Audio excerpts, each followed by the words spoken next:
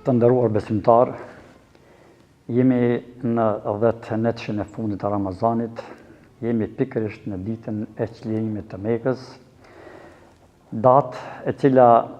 rikonfirmon vlerat më të larta dhe më sublime të Islamit. Është dita kur ushtritë islame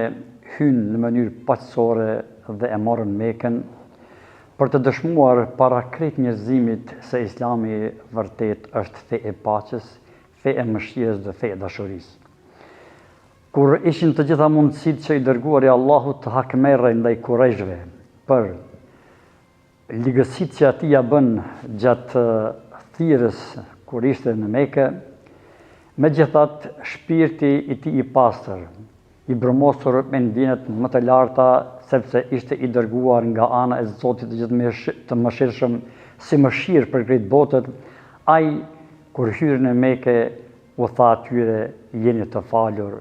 sepse kjo e konfirmon shpirtëlirësinë e tij dhe atë bardhësinë me të cilën ai erdhi për t'i shpëtuar njerëzit nga errësira e kufrit dhe jellëtarisë, për t'i qitur në dritën e së vërtetës, në dritën e Islamit. Natyrisht që muslimanët për shekuj e shekuj me radhë e festojnë këtë ditë të bekuar, sepse kjo simbolizon triumfin dhe ngadhnimin ndaj errësirës së kufrit, simbolizon madhështinë e Islamit, simbolizon sakrificën e muslimanëve të cilët u larguan nga shtëpitë e veta për ta mbrojtur fenë e Allahut, simbolizon sabrin, durimin dhe përkushtimin që ata e patën për të rikthyer sërish në vendin e tyre në Mekë, që nga ty të filloj rrugëtimin një shtet islam i cili do t'i lëkundë themelet e dy perandorive më të mëdha të kohës, asaj persiane dhe romake.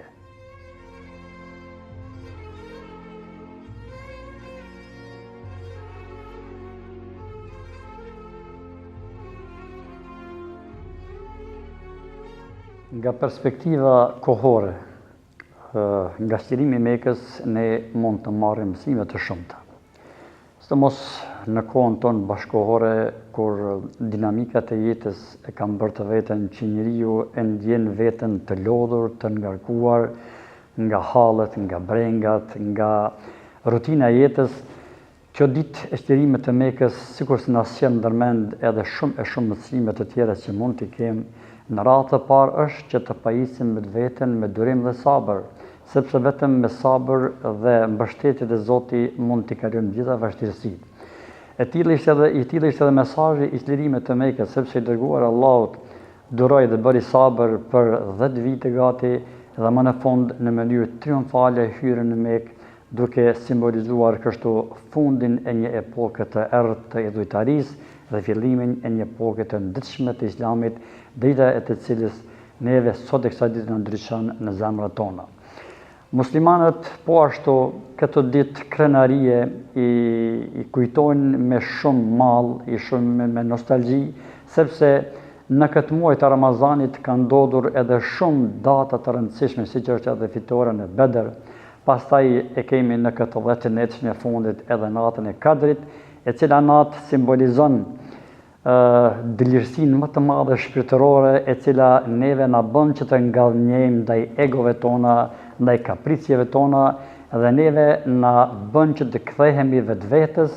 të luftojmë të keqen brenda vetes, në mënyrë që të jemi të dobishëm për familjen tonë, për shoqërinë dhe për atë. Prandaj edhe një herë them, çlirimi i Mekës simbolizon pikën kulmore të rikthimit të njeriut në vlerat e veta të mirëfillta, duke qenë gjithmonë i fuqizuar me besimin e pastër tek Zoti Xheleshanu, sepse ky besim i pastër na udhëheq drejt horizonteve të cilat njeriu nuk mund t'i zbulojë përveç se duke qenë afër Zotit, i devotshëm dhe i përkushtuar ndaj adhurimit të tij.